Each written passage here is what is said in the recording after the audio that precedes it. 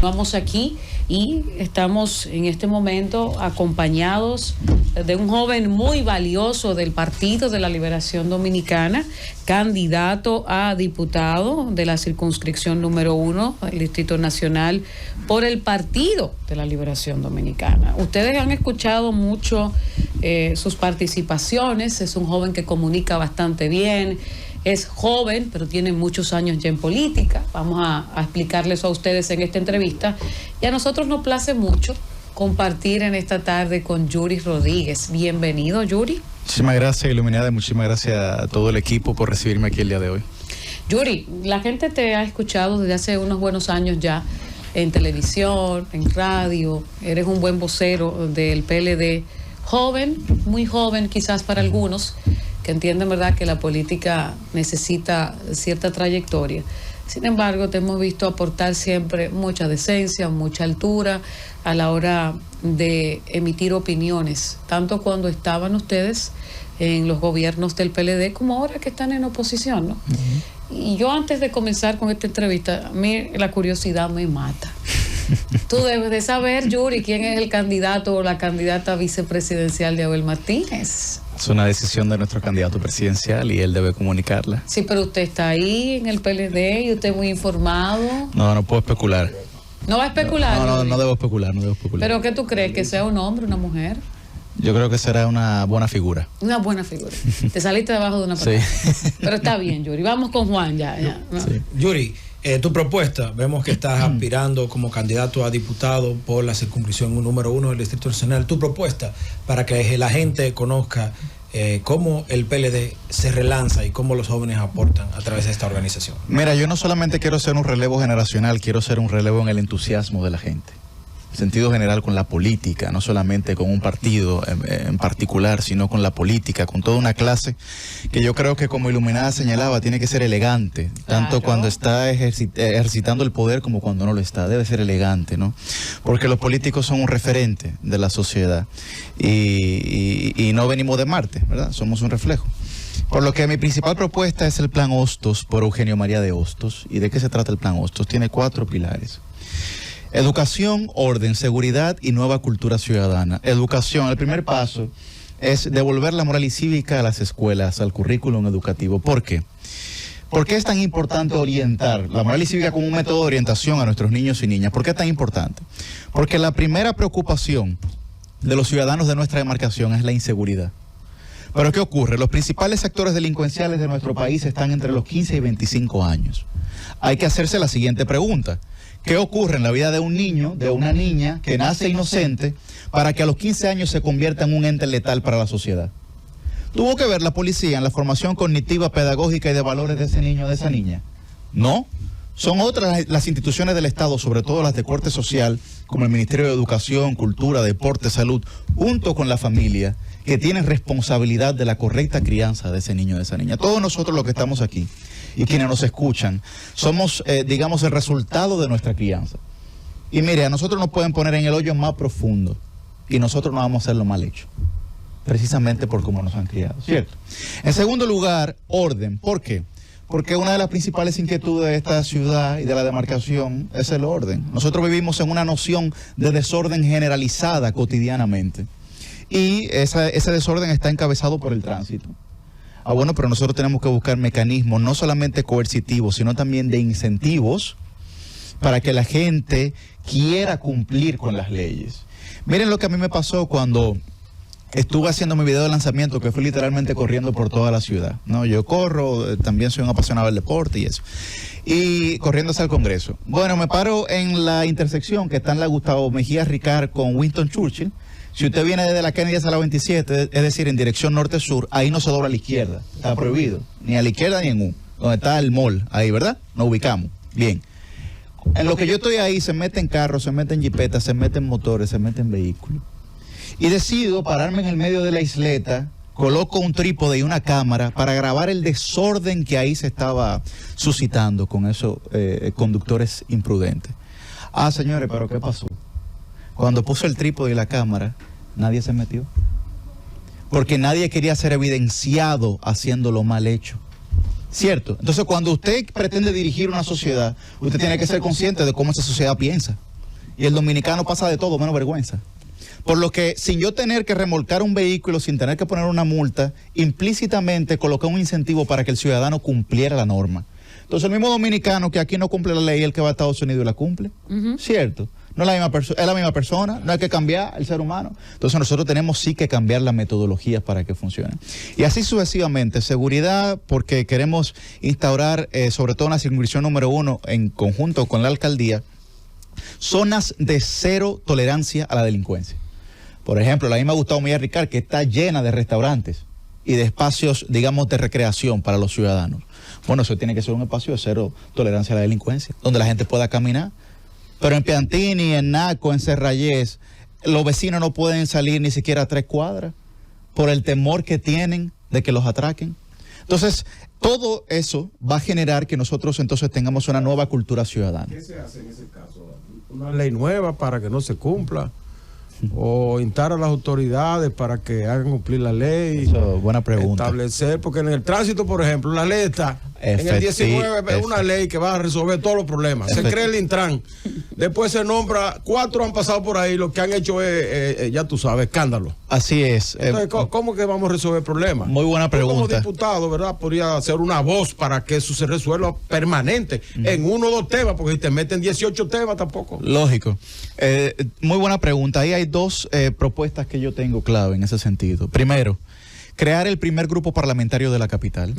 Interesante. ¿Cómo puede ser que los 18 congresistas que tienen las 3 circunscripciones de la capital no se pongan de acuerdo en mínimos consensos básicos para nosotros poder generar una agenda, una línea de desarrollo de esta ciudad? Un mini bloque. Un mini bloque, claro, porque no es lo mismo que 18 diputados se presenten en el Intran, se presenten ante la alcaldía, se presenten ante el presidente de la República, que me presente yo solo, claro, sin importar el partido, digamos, al que nosotros pertenezcamos. Y lo segundo es que yo propongo crear el primer método de evaluación legal en la República Dominicana. Usted señala la Ley de Movilidad y Transporte Terrestre, una ley del año 2017. Pero aquí nadie sabe en qué porcentaje esa ley se aplica, ni qué efectividad está teniendo esa ley. Bueno, esa ley hay que operativizarla, porque no está siendo operativa conforme a todo lo que establece. Y peor aún, hay algunos momentos que ni el reglamento, se aprueba la ley, se hace el reglamento hasta 5, 6, 7, 8 años después. Así es. Entonces, esas 2, digamos, propuestas clave que nosotros tenemos, la creación del grupo parlamentario de la capital, junto con ese método de evaluación. Porque mira, ¿qué ha ocurrido? Los diputados evacúan una ley del Congreso y se desentienden completamente de esa ley. Entonces tiene que venir el Tribunal Constitucional en un rol de legislador a desmenuzar o a desmembrar las leyes, porque el legislador no está cumpliendo con su responsabilidad, y todo lo que eso genera es mayor desconfianza de la gente con los legisladores que no cumplen con su deber. Entonces, digamos que esas serían las propuestas básicas para poder hacer eso lograble. Mira, Yuri, tócame la pregunta, ¿verdad, Juan? Sí. Fíjate. Como tú sabes, el legislador tiene 3 funciones, ¿verdad? Que eso siempre se habla. Sí. Todos los legisladores dicen eso: fiscalizar, legislar y representar. Y legislar es muy difícil. Porque fíjate, la experiencia de los legisladores que van, sobre todo en la Cámara de Diputados, es frustrante. Sí, porque yo escuché, por ejemplo, a Omar Fernández decir, cuando le preguntan ¿qué proyecto de ley tú has logrado aprobar? Y le dice, no, es que someto y no me lo aprueban. Y así son todos los legisladores, porque si están en minoría no hay forma, porque aquí la línea partidaria es la que triunfa. Y si el partido es minoritario es difícil. Entonces hay una labor que el legislador puede desarrollar muy bien, que es la de fiscalizar. Porque a veces yo haciendo denuncias, pero el legislador no se convierte en un fiscalizador de las instituciones públicas, del asunto de la corrupción, de la impunidad, y recordando a las autoridades permanentemente lo que tienen que hacer. ¿Qué tú tienes en carpeta para eso? No, yo estoy comprometido. Estoy completamente comprometido, primero con la fiscalización y con la honestidad en el ejercicio de mi función. Y yo creo que mi carrera como joven político lo ha podido mostrar, digamos, mi trayecto. Y lo digo porque muchas veces, como ya hemos mencionado, hay una serie de normativas que nosotros tenemos. Mire, en la República Dominicana, para sorpresa de mucha gente, es un país muy bien normado. Muy bien normado. El problema es que no se aplican esas normas.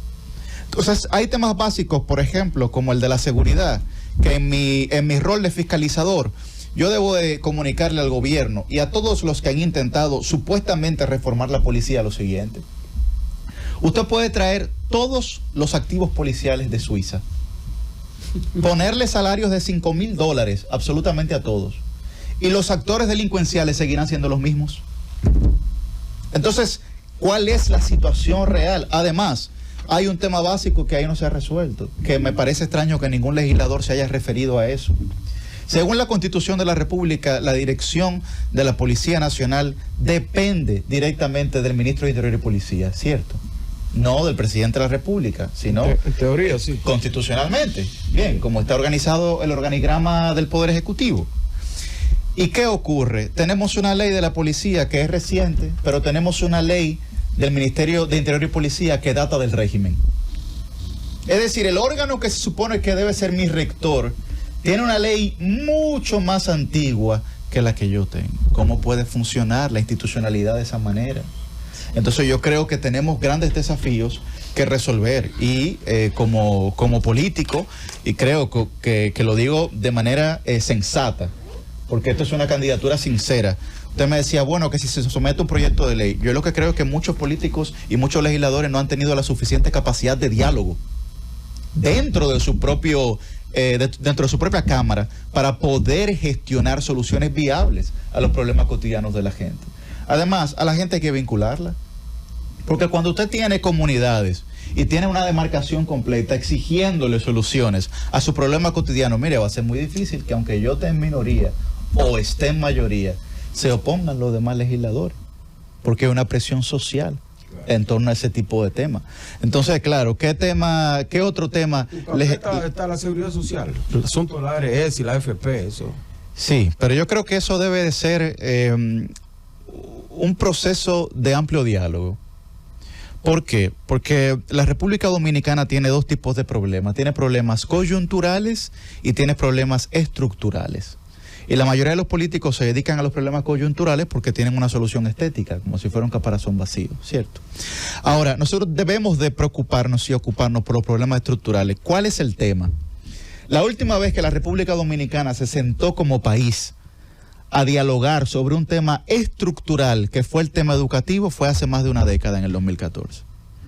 Pero ¿cómo puede funcionar un país en el que sus poderes fácticos, en el que sus poderes sociales no se reúnen con periodicidad para trazar una hoja de ruta en temas tan esenciales como la seguridad social? Porque mire, aquí hasta morirse sale caro. Aquí hasta morirse sale caro. Lamentablemente. Entonces, son temas que yo creo que son de suma responsabilidad, una de las cosas más caras. Sí, y lo puedo decir porque el año pasado falleció mi abuela paterna, ya con una serie de complicaciones, con demencia cardiovascular, luego con Alzheimer. Y si no hubiese tenido la familia que tenía, hubiese fallecido en la indigencia, lamentablemente, por las inversiones económicas que uno tiene que hacer para que para que nuestros viejos mueran de manera digna. Mira, se puede escuchar como extraño, y perdón, que es la pregunta de nuestro compañero Fausto, hasta morir se sale caro. Y sí, aquí es una realidad. Cierto, eso es cierto. Lo que quiero es que la gente haga conciencia de eso. Hasta claro. morir se sale caro aquí, porque hay que comprar un ataúd, hay que ir al cementerio, hay que pagar Zacatecas, hay que buscar ambulancia. Pero eso es lo último del proceso. Eso es lo último del proceso. Hay que recordar que la mayoría de nuestros envejecientes sufren de una pandemia silente, que es la diabetes. Que es la diabetes y la hipertensión. Sí. Entonces, la salud pública en el último estudio que lanzó dice que más del 70% de los dominicanos estamos sobrepeso, porque no tenemos una cultura alimenticia correcta. Entonces son una serie de desafíos que nosotros tenemos que comenzar a afrontar. La seguridad social no incluye el seguro médico cuando se retira una persona, pero tampoco incluye el seguro de funeraria. Claro, entonces yo creo que son cosas que evidentemente nosotros tenemos que dialogarlas y poder buscarle una solución. Vamos, Fausto. Bueno, primero felicitar a Yuri, es un joven expositor. Y mira, la circunscripción 1 siempre ha dado buena representación hacia el Congreso de la República, eso es muy importante. Pero Yuri, hay una realidad. Los diputados no se deben a la gente que lo vota.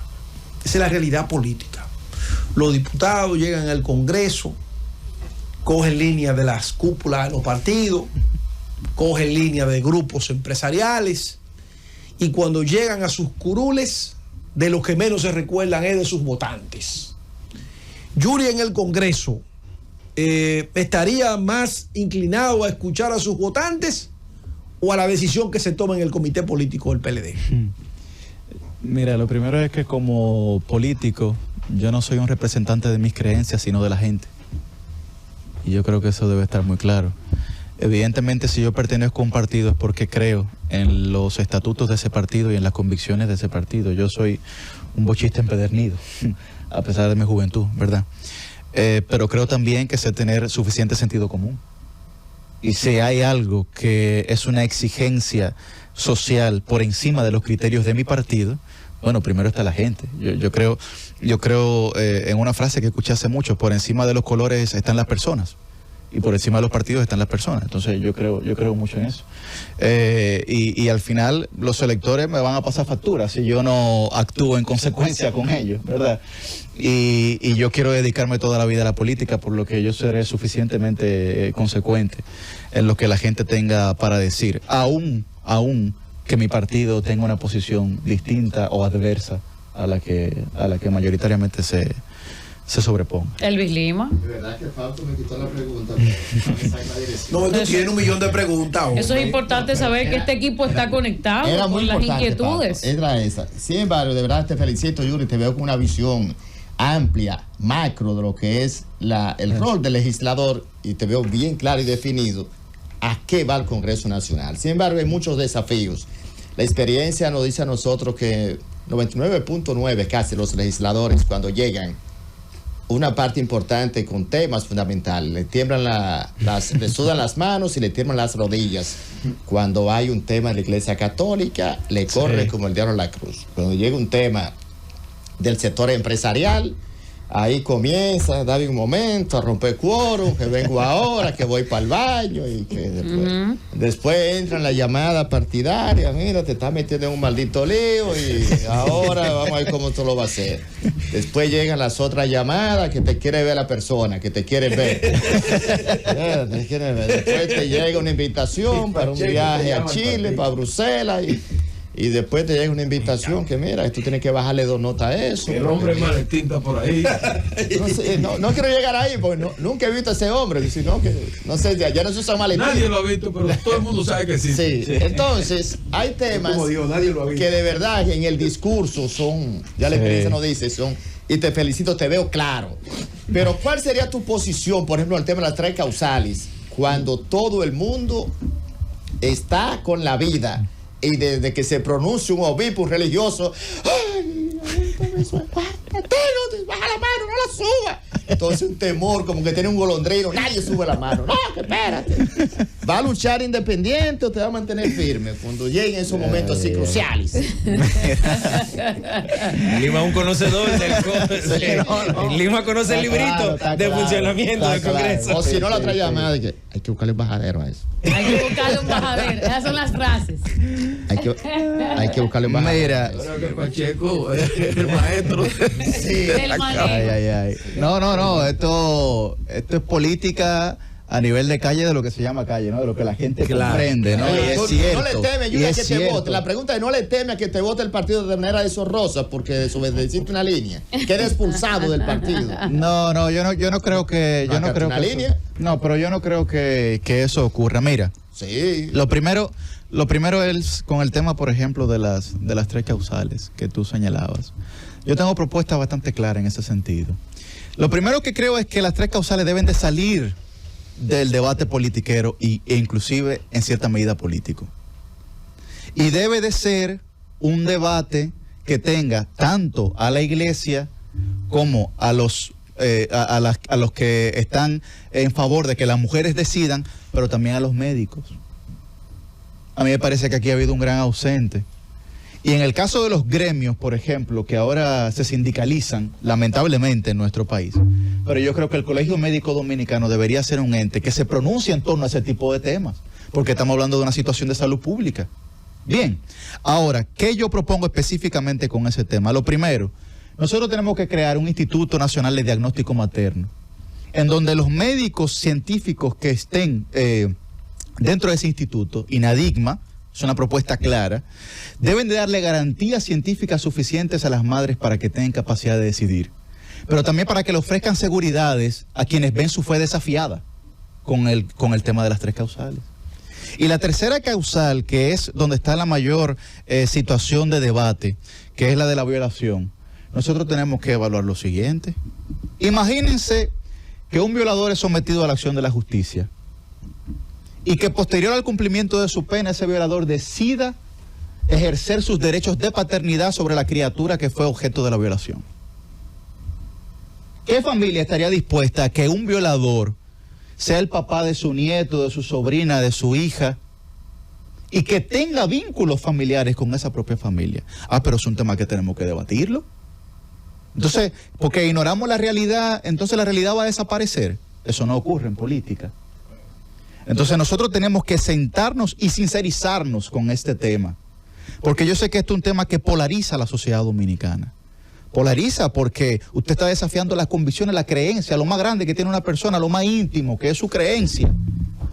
¿Cierto? Ahora bien, nosotros tenemos que ser lo suficientemente conscientes como para sincerizarnos con este debate y ser sensatos al momento de dialogarlo, porque la realidad se impone a nuestras creencias.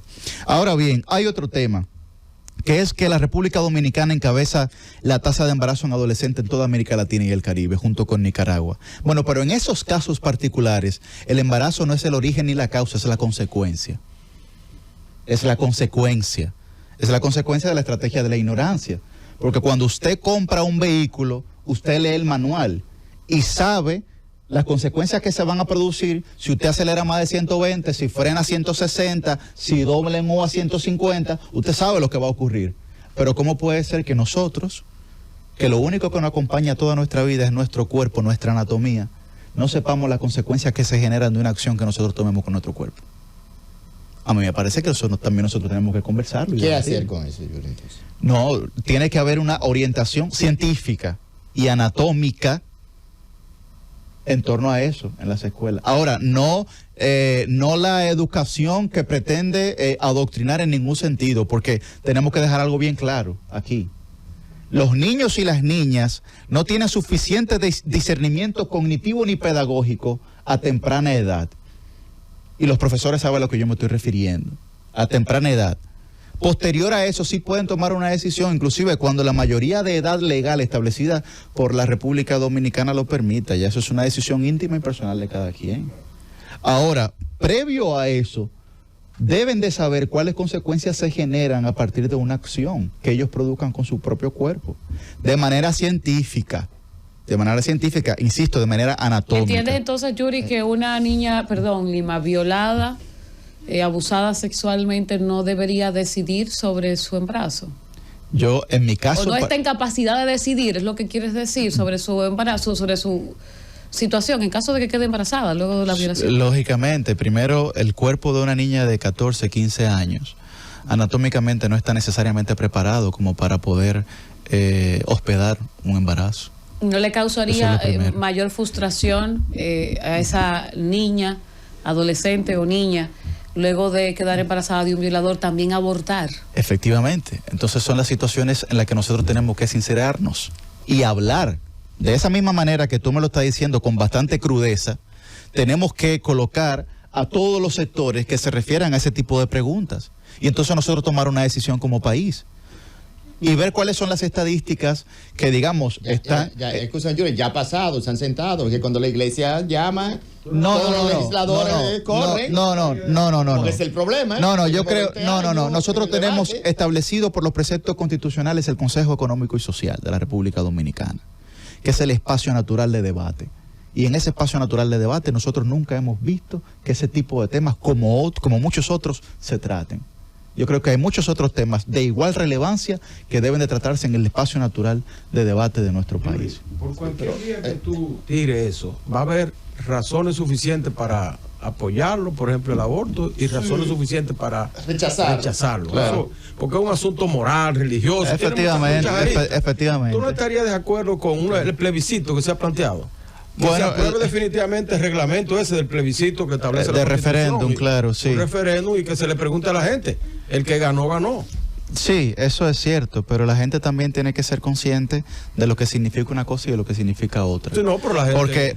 Porque las tres causales, y esto tal vez no me corresponde a mí explicarlo, pero las tres causales son una excepcionalidad. Y las leyes están constituidas como normas ordinarias y excepcionales. Bien, por eso hay una máxima jurídica que dice que toda regla tiene su excepción. Lo conocemos eso, ¿verdad? Sí, sí. Entonces, yo creo que sí, que que se referéndum puede podría realizar resolver ese problema. un referéndum, pero creo que Porque también... a veces las cosas son ilógicas y la gente... Pero la gente decide. así es. Por ejemplo, aquí nosotros hablamos de la Constitución de un Estado laico, ¿verdad? Que no tiene religión preferida, pero tenemos en la bandera y en el escudo la Biblia. Sí, pero yo creo cristiana. pero yo creo que eso es parte ¿Entiendes? también de una idea. Pero el pueblo quiere que eso sea Claro, así. claro, Entonces porque el pueblo es el que eso es manda. parte de eso es parte de nuestra identidad. Claro, Eso el es pueblo parte que de nuestra manda. identidad cultural y yo creo que nosotros bajo ninguna circunstancia tenemos que desafiar nuestra identidad cultural, porque son nuestros valores y nuestras tradiciones. Yuri, antes de irnos a la pausa, para regresar contigo y esta entrevista, me gustaría preguntarte, me imagino que también para cerrar de mi parte, el tema del aborto y el Código Penal. Sí. Entonces, ¿piensas tú que debe de aprobarse un nuevo Código Penal excluyendo las tres causales? Mira, yo lo que creo que el Código Penal no se ha aprobado no por el tema de las causales. ¿Y por qué crees que no se ha aprobado? Bueno, por otro tipo de tipificaciones, de configuraciones jurídicas que tiene el Código Penal, que ahora categoriza más de 78 crímenes. Y entonces eso afecta inclusive crímenes, sobre todo de estructuras financieras fraudulentas. Sin embargo, la percepción es, sí. sin embargo, la percepción es que por Entonces, el Código Penal. Bueno, no lo sé, porque eso sería una especulación mayúscula de mi parte, pero lo que sí creo es que nosotros tenemos que aprobar el Código Penal. Porque no es verdad que no se ha aprobado por el tema de las tres causales, porque, como señalaba Lima, el bajadero que le buscaron es que, bueno, esto estará en una ley especial. Si ya se decidió que estará en una ley especial, ¿por qué no se ha aprobado el Código Penal? Bueno, es la percepción que se ha esparcido, ¿no? Hay que De ha sido preguntárselo. por el código, por las tres causales. Pero es el que código ya no se ha aprobado. la propia Cámara de Diputados decidió que el tema de las tres causales fuera a una ley especial. Ujú. Lo conocimos eso, Sí, ¿verdad? sí. Bueno, pues si conocimos eso, entonces hay que preguntarle a los legisladores y a la Cámara de Diputados por qué no han aprobado el código. Interesante pregunta. Francis, vámonos a la pausa. Retornamos con Yuri Rodríguez, candidato a diputado del Partido de la Liberación Dominicana por la circunscripción número 1 del Distrito Nacional. No, y por el currículo. Haga el trabajo.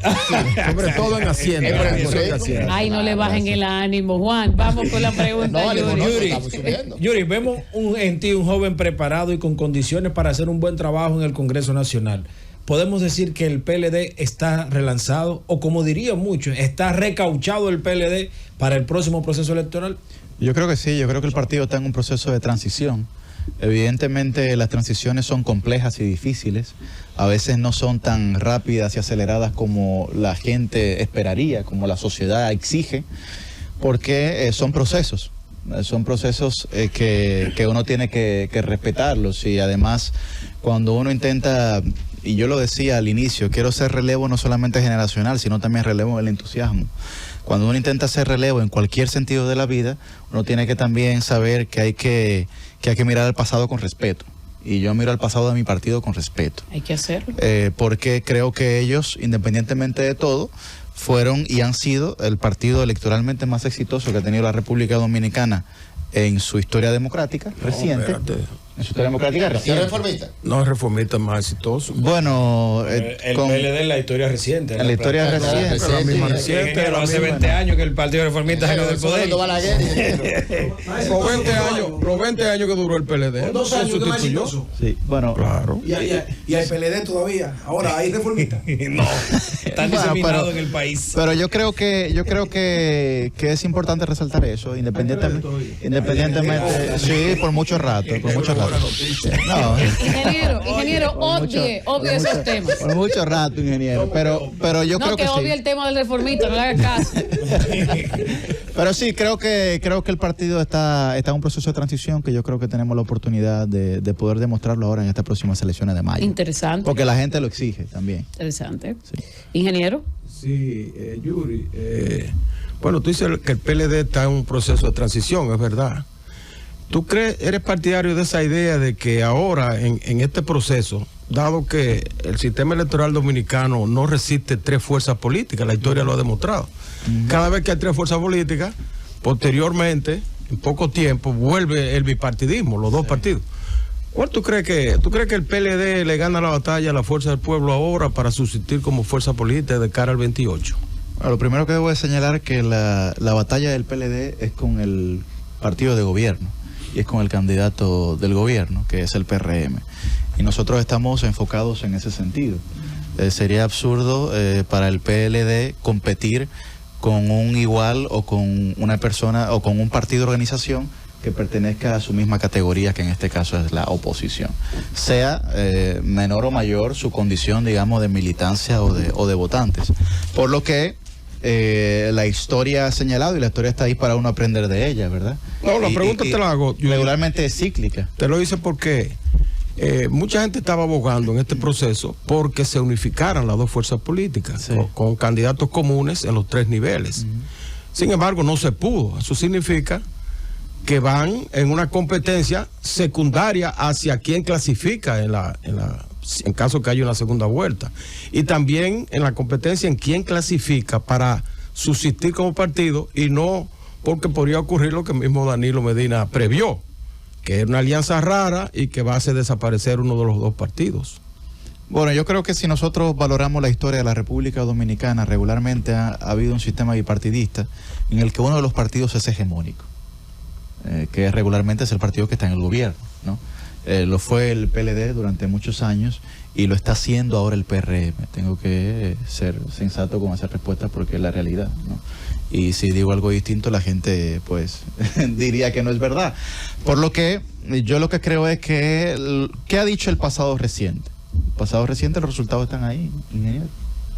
Y yo creo que si hay un patrón conductual, debería entonces reiterarse ese patrón conductual en mayo. Es como lo veo.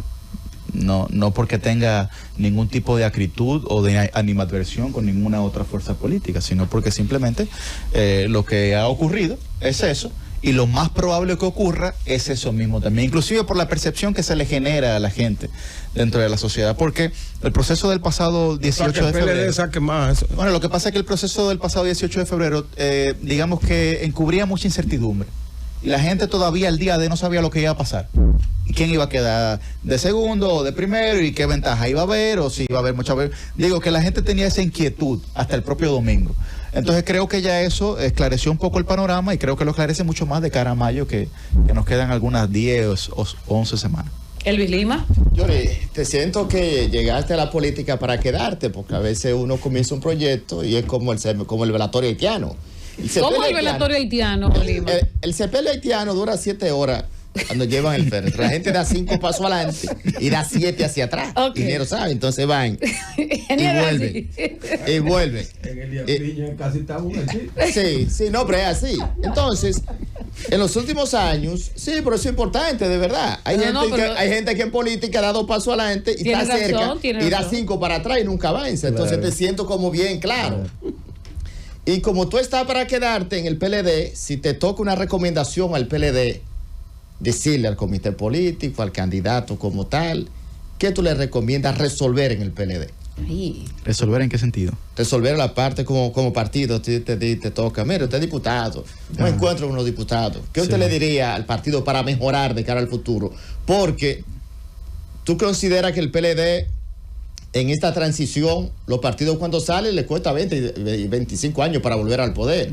El PLD tiene un proceso de degradación matemáticamente hablando, está en descenso. ¿Qué tú le recomendarías? ¿Cómo tú ves ese futuro inmediato? Hay que salir de mucha gente, el relevo generacional. ¿Qué hacer? Yo lo que creo que los periodos son cíclicos y se agotan. Tal vez el ingeniero no le guste la metodología analítica que yo voy a utilizar ahora, pero lo decía Marx con los procesos dialécticos, ¿verdad? Sí. Hay tesis, antítesis y síntesis. Y yo lo decía en otro espacio, creo que el PLD en un momento fue su tesis, ahora está en su antítesis por la situación que le toca de opositor, y tenemos que lograr una síntesis. Digamos, actuaciones claras que nosotros debemos tener como partido. Exacto. Para poder transformar, primero, cómo nos estamos comunicando con la gente. Porque la ciudadanía tiene nuevos códigos que el PLD en algún momento, mi partido, obvió. Y yo debo de asumir, digamos, la cuota de responsabilidad, aunque no me corresponda, de lo que ahí ocurrió. Creo que en ese sentido nosotros tenemos que comenzar a conectar mucho mejor con lo que la ciudadanía está exigiendo. Entonces, el PLD fue un partido de cuadros, luego de masas, ahora tiene que ser un partido de causas. Es un partido de causas sociales. O sea, la parte ideológica. Claro, tiene que asumir, y de pensamiento político. Tiene que asumir las causas de la gente. Bueno, en la circunscripción número 1, Yuri, tú eres candidato. ¿Cuáles son las causas de la 1? No, el orden en el tránsito. Es una situación prioritaria ahora mismo, que le está restando calidad de vida a la gente. La gente dura 3 horas de su día en los tapones. Y pierden muchísimo dinero y productividad económica por eso. Bueno, entonces de eso es que los que son candidatos en la 1 y los que tienen, digamos, función en la dirección política de la 1, de eso es que tienen que hablar. Entonces, si el país tiene una serie de problemas, ¿por qué yo digo eso? Porque la gente está cansada de que los políticos nos vivamos hablando entre nosotros. Sí. Nos vivamos hablando entre nosotros. Y ahora con Twitter, ustedes hablan entre ustedes. Claro, claro. En discusiones estériles, que no generan ningún tipo de solución a los problemas cotidianos de la gente. Así es. Entonces, mira como Iluminada señala, en Twitter, en X, en Instagram, tenemos que volver también a los organismos del partido, que se supone que es donde nosotros tenemos que llevar todas nuestras inquietudes. Ahora, los organismos tienen que funcionar para que eso ocurra, ¿cierto? Entonces, también creo que el PLD tiene que volver a su unificación de criterios. A su unificación de criterios, sí. Si hay compañeros que piensan que las decisiones que la dirección política está tomando no son convenientes, tanto tiene que el compañero expresarlo como tiene que la dirección política escucharlo. Entonces yo creo que hay una serie de cosas que nosotros tenemos que hacer como organización, tanto al interno como al externo, para poder definitivamente repuntar. El PLD está ahí, está vivo. Yo creo que un partido que saca más de 800,000 votos en unas elecciones municipales a nivel nacional no es cualquier cosa. Eso no te lo saca cualquiera aquí. Eso no te lo saca cualquiera aquí, ¿tú entiendes? O sea, ¿quién tiene 800,000 votos en el bolsillo? Bueno, Balaguer en el 2000, que se paró un día y dijo que él iba y sacó un 25%. ¿Tú entiendes? Entonces, tú estás hablando del partido más organizado estructuralmente, y eso es cierto, porque lo podemos demostrar y lo hemos demostrado. En la República Dominicana son votos, no firmas. Son votos, no firmas. Bueno, sí, son votos. Yuri, como tú estás en la 1, ¿verdad? Que están los sectores de clase media y la gente de más representatividad económica. No se te ocurra nunca hablar en contra de Balaguer, porque va a perder votos. Sí, yo regularmente de los actores históricos no hago juicios de valor. Él se cuida mucho, Yuri. Sí, Fausto, su pregunta. Yuri, cuida. Cuando Zapatero dirigía al gobierno español, cuando aprobó la ley que reconocía el matrimonio entre personas del mismo sexo, dijo: España hoy es un país más igualitario. Esos son temas ya de agenda política en este país. ¿Estaría Yuri de acuerdo con el matrimonio de personas del mismo sexo en el país? Sí, lo primero que hay que señalar que el presidente José Luis Rodríguez Zapatero, presidente de España por el Partido Socialista Obrero Español, viene de un partido con una ideología política y un pensamiento político muy claro. Sí. Muy claro. Y que sus electores le exigían a ese partido, al alcanzar el gobierno, ese tipo de causas. Ahora bien, yo creo que ese es un tema del que nosotros también deberíamos debatir y deberíamos dialogar. ¿Por qué?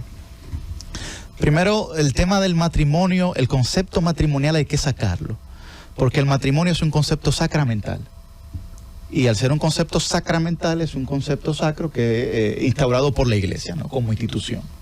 Entonces, de lo que pudiéramos hablar es de unión civil entre personas del mismo sexo, primero, digamos, para enmarcar el debate, ¿no?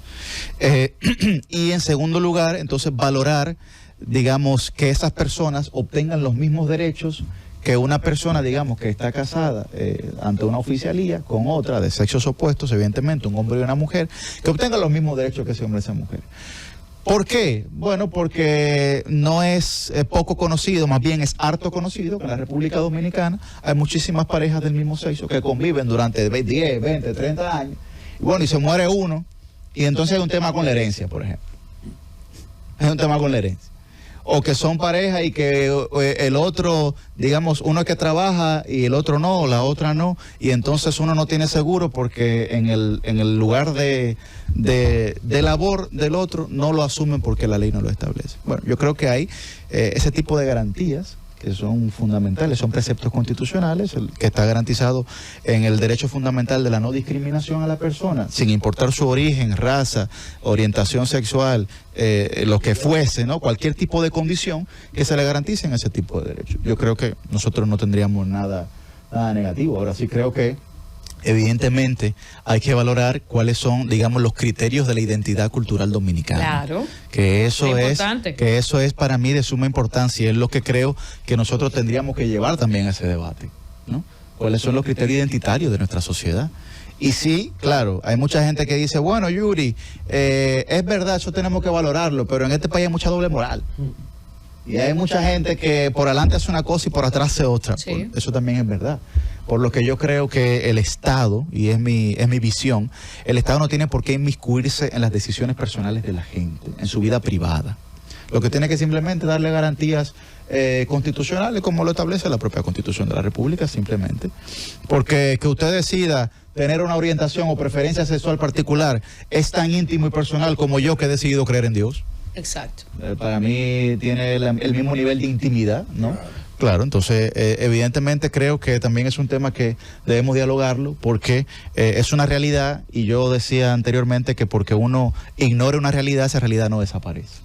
Eso es así. Yuri, ya al filo, ¿verdad?, de terminar esta entrevista, quiero hacerte 2 preguntas. Sí. Y quiero comenzar con la pregunta, tú manejas muy bien los temas diplomáticos, Lima tiene un olfato bastante amplio y agudo. Hace unos minutos, unas horas más bien, sí, Miguel Vargas Maldonado, el presidente del Partido Revolucionario Dominicano, dice que pues este gobierno se equivoca al cerrar, ¿verdad?, el país.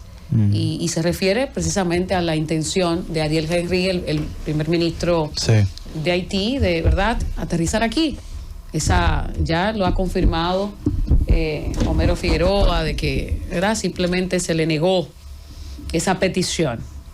¿Qué piensas tú al respecto del manejo que está teniendo este gobierno con la crisis que vive Haití y que en este momento, aunque parece que esto lo hemos dicho muchas veces desde el 2023 hasta la fecha, para decir un año, porque yo tengo varios años diciendo que se agudiza la crisis y pareciera que cada vez está peor? ¿Qué crees tú del manejo que ha tenido este gobierno y si ciertamente debería de abrirse para no ser traba, que son las palabras que utiliza Miguel Vargas, para no ser trabas o piedra de tropiezo a la solución de lo que está pasando en Haití? Y por otro lado, quiero preguntarte, ayer estuvo el ingeniero Euclides Sánchez Tavares aquí, tú lo conoces, Sí, claro. El ex senador de La Vega, miembro del Partido de la Liberación Dominicana por más de 30 años. Creo que mucho más de 30. Y él ayer decía que él se fue del PLD porque antes las decisiones, los diálogos eran como más institucionales y decidían todos. Y que de un tiempo para acá, pues las decisiones se tomaban, ¿verdad?, señalando. O 2 o 3 tomaban las decisiones. Tú no te fuiste del PLD cuando perdió las elecciones en el 2020. Otros jóvenes de tu edad, de tu mismo entorno político, se fueron. Sí. Entendieron que quizás luego de perder tenían que ir a buscar suerte a otro lado. ¿Es cierto lo que dijo Euclides Sánchez? ¿Tú sientes que el PLD ha cambiado la forma de decidir y de comunicarse de manera institucional, ahora hacer algo más estrecho o dictatorial? No sé exactamente cómo llamarle. Yo lo que creo, yendo de atrás para adelante, yo lo que creo es que un partido en el gobierno toma decisiones distintas que un partido en oposición. Porque son circunstancias completamente distintas y distantes. Y es verdad que el partido puede ser que estuviese acostumbrado a que sus organismos tomaran las decisiones. Mucho más lo puedo decir Euclides, que estuvo en el PLD cuando era un partido de cuadros, Sí. mucho antes de llegar al poder. Sí. Ahora, cuando un partido está en el poder, las decisiones comienzan a ser distintas, porque las actuaciones evidentemente ameritan otro tipo de conducta. Cuando llega a la oposición, en un momento tan adverso como para el PLD, que es un partido que ha sido inclusive hasta perseguido en términos judiciales, sus principales o varios de sus principales actores. Cuando llega un momento tan adverso es muy difícil usted poder consensuar decisiones, y eso yo lo entiendo, que se tienen que tomar al instante para poder, digamos, gestionar una crisis en sentido particular. Entonces, claro, creo que los partidos deben ser instituciones extraordinariamente democráticas, en todo el sentido de la palabra, y para algo yo soy miembro del Comité Central, y los estatutos señalan que los miembros del Comité Central son los encargados de decidir una serie de temas dentro del partido, que evidentemente debe ser el Comité Central. Y es verdad que el Comité Político debe ser mucho más, digamos, abierto en su toma de decisión, no necesariamente hacia la sociedad, pero sí por lo menos con los miembros del partido. Me imagino que a eso se refería. Claro, de que ya no todos formaban parte de las decisiones que se tomaban. Eso es cierto, pero lo podemos ver eso también en otras organizaciones políticas, por su condición actual también de opositores, en donde puedo dudar con mucha certeza que las decisiones sean también en un nivel de consenso ampliado. Él reconoció aquí que cuando se fue a la Fuerza del Pueblo encontró peor situación que en el PLD. Claro, pero quiero saber tu opinión en eso. Porque es que, como te señalo, son me parece, escenarios muy distintos, en lo que también el comportamiento va a ser distinto. Usted no puede accionar de una misma manera cuando está en el gobierno que cuando está en oposición, obviamente. Okay. Es lo que creo. Siempre hay oportunidad de mejora, pero es como lo veo. En la vida siempre hay Claro. oportunidad de mejora. En el caso de Haití, quiero hablar primero sobre la decisión particular Sí. de no permitir que Ariel Henry ingresara a la República Dominicana. En cuanto al nivel diplomático, es una decisión correcta. Es una decisión correcta, claro que sí. Porque usted no puede tener a un individuo que lo están intentando derrocar, pero que aún no ha sido supuestamente derrocado dentro de su territorio. La República Dominicana ha recibido muchos presidentes en el exilio posterior a su derrocamiento, pero no en el ejercicio de sus funciones. No en el ejercicio de sus funciones. Lima, qué bueno Bien. eso. Entonces, ahora bien, en segundo lugar, ¿por qué creo que fue una decisión estratégica por parte del gobierno, fuera del criterio diplomático? Hay una decisión estratégica política, que es que las elecciones están a 60 días. Y uno sabe cómo las cosas comienzan, pero no cómo terminan. Entonces, el presidente Abinader fue extraordinariamente cauteloso en su decisión, porque él entiende que el panorama actual político que tiene no le puede variar ni un ápice para poder irse en primera vuelta en mayo. Si permitía la presencia de Ariel Henry en términos políticos en la República Dominicana, iba a tener un desastre aquí político. Entonces, hay un criterio diplomático que para mí es correcto, pero sobre todo para mí el criterio que primó en esa decisión fue el criterio estratégico político, Sí. que es el conveniente para el gobierno. Y yo en su posición haría básicamente lo En mismo. política se hace lo que conviene. Claro, entonces en su posición haría lo mismo. Miguel Vargas, por ejemplo, por eso yo digo que en política los temas de nación, a mí no me gusta politizarlo. Mira Yuri del PLD, pero mira el razonamiento técnico que hace. ¿Por qué? Porque el país está por encima de todo. Claro. Ahora, con el tema haitiano, por ejemplo, como tal, el PLD no ha tenido una posición clara. En un momento dado, dice que sí, que están bien las cosas que hace el gobierno. Y después en otro momento dado, que no. Pero con el mismo tema, porque el tema haitiano es un tema único. De nunca acabar. No, es un tema único y la problemática es la misma. Las protestas, la frontera, el cierre de la frontera. Y por eso le pregunto, el tema del cierre de la frontera, Sí, ¿cómo lo...? No, en eso tanto el partido como en mi caso particular estoy en desacuerdo. Porque ahí hay un criterio que prima, no solamente, ahí no había ningún tipo de amenaza diplomática. Eso es falso. De hecho, el gobierno no realizó los procesos diplomáticos necesarios como para llegar a esa decisión. Lo hizo de manera, digamos, tempestiva, ¿no? Inmediatamente.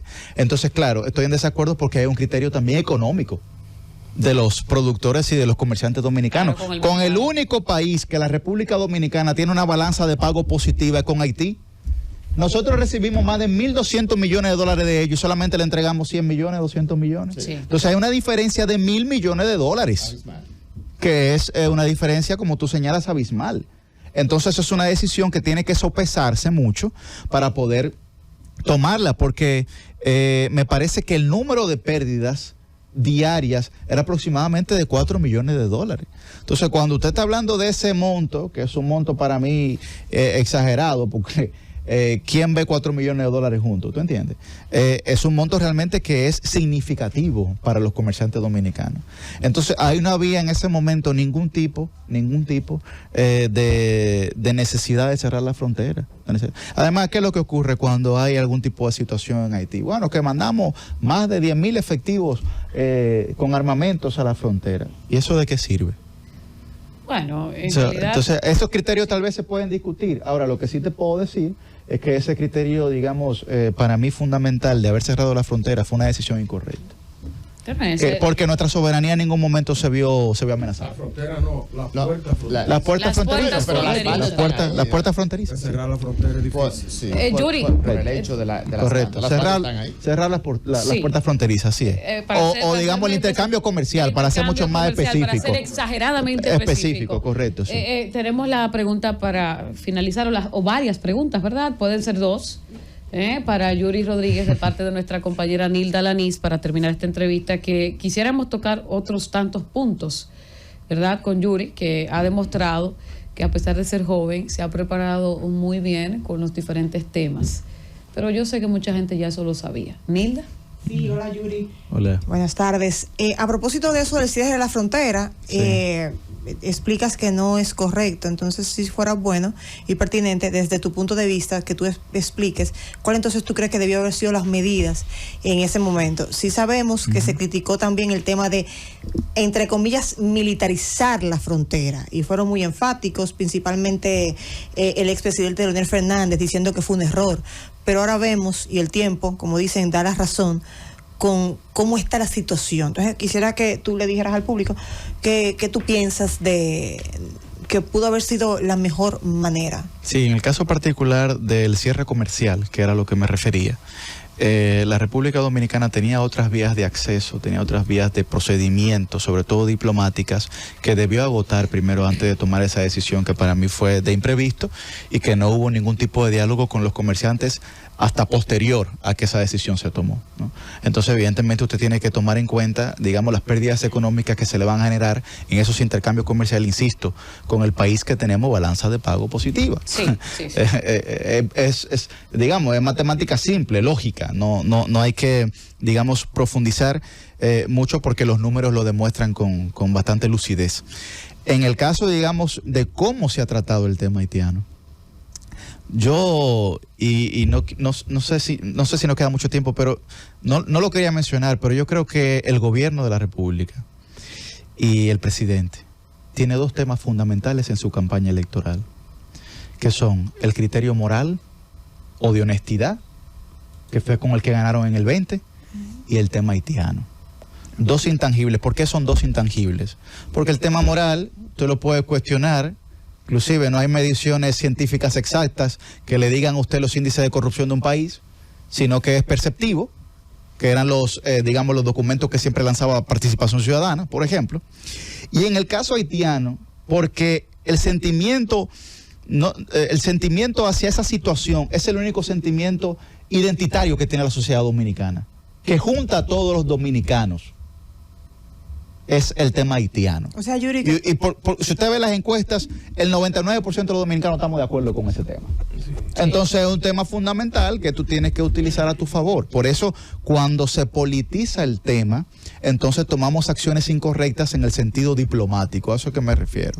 A eso que me refiero, porque, por ejemplo, el presidente fue ante la Asamblea de Naciones Unidas y ante el Consejo de Seguridad a dar un ultimátum. Como que nosotros teníamos algún tipo de respuesta a lo que va a ocurrir en Haití. No la tenemos.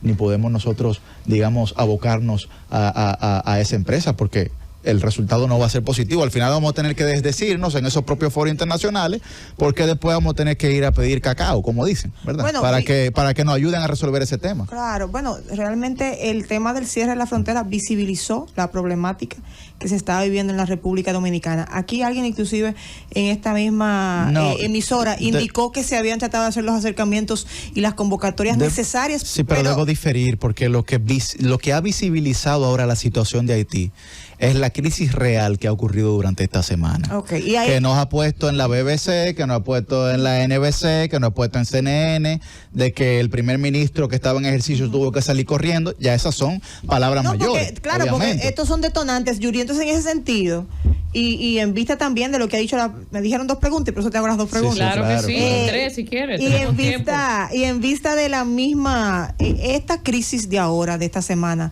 no es espontánea. Esto es consecuencia de todo un país que va en declive y que se va a seguir cargando o recostando de la República Dominicana. Entonces, en este caso, y como lo que es la oposición al gobierno ha dicho que esto es algo que está aprovechando el gobierno para hacer a lo mejor política o para politizarlo. Entonces, ¿tú recomendarías que se espere después de las elecciones para que se aborde el asunto haitiano o que siga abordándolo el gobierno como lo ha estado haciendo? Bueno, lo primero es que un tema nación. Ahora, el jefe de la política exterior es el presidente de la República, establecido en la Constitución. Y él tiene toda la facultad. O sea que el manejo sí sería el correcto. No estoy diciendo, no estoy haciendo un juicio de valor sobre su manejo. Estoy diciendo que tiene todas las facultades para manejarlo. Ahora, como lo haga, bien o mal, eso será su decisión. Para nosotros, y en mi caso particular, tengo cuestionamiento suficiente en términos diplomáticos. Y mira que he separado el tema diplomático de los temas políticos. Lo he hecho con suficiente vehemencia para que la gente no entienda que porque yo soy del PLD, estoy haciendo un cuestionamiento irracional a las decisiones que se han tomado del gobierno. No, para nada. Ahora, lo que sí creo que en términos diplomáticos la República Dominicana debió haber tomado otras salidas con esta situación. Por ejemplo, Chile tiene una situación gravísima con los haitianos por la inmigración haitiana. ¿Usted no cree que el presidente de Chile tiene el mismo interés que el presidente de la República Dominicana en que esa situación se resuelva? Centroamérica tiene una situación gravísima con la inmigración de los haitianos. ¿Usted no cree que esos países centroamericanos tienen la misma intención? Tal vez nosotros la tenemos más porque compartimos territorio. Ahora, tiene que haber un esfuerzo diplomático de que el presidente en nuestro territorio convoque a todos los embajadores de esas naciones que también tienen un problema situacional en la inmigración con Haití al Palacio Nacional y decirles, mira, nosotros tenemos esta situación y necesitamos que ustedes sean nuestros aliados. Bien, entonces es un mecanismo, pueden haber muchos otros, pero yo creo que hay muchos mecanismos diplomáticos que le darían mucho más fuerza al argumento dominicano, más allá que el que ha tenido hasta ahora. Es como lo veo. Gracias, Yuri. Gracias a Yuri Rodríguez, un joven que yo tengo el privilegio de conocer ya hace unos buenos años, ¿verdad? Casi 5. Le hemos dado mucho seguimiento desde La Vega, aunque quizás no sea una cara muy visible, o no lo era, porque ya ahora es comunicador, además de que es un profesional del derecho. Estaban preguntando aquí que cuál era tu profesión. Yo soy abogado, hice una maestría en políticas públicas y posgrado en economía política. Ahí está la gente que está preguntando sobre la parte profesional de Yuri. Yuri, te deseo lo mejor en esta contienda electoral congresual en este 2024. Espero que la gente escuche tus propuestas, que valore tu honestidad, tu imparcialidad y humildad. Aquí acabas de reconocer lo que ha hecho bien el presidente Luis Abinader y lo has hecho con incluso más argumentos que el propio oficialismo. Entonces, ojalá que la gente valore eso, que no vea un partido, sino que vea a un político joven que quiere ir al Congreso a trabajar por y para la gente. Muchísimas gracias a ustedes y a la gente que se motiva a ir a votar el próximo 19 de mayo, que cuando vea mi cara, si le han parecido buenas y viables mis propuestas, que entonces deposite su confianza en las urnas, que yo no le voy a fallar. ¿Que repita la circunscripción? Circunscripción número 1 del Distrito Nacional por la boleta del PLD. Lo más probable es que yo sea la casilla número 3. Así que cuando usted vaya ahí, va a tener 3 boletas. En la boleta de diputado, busque la cara de Yuri, que no hay otro que se llame Yuri. No. Y además, no creo. No hay otro que se llame Dele un Yuri. chance, que vale la pena. Vámonos.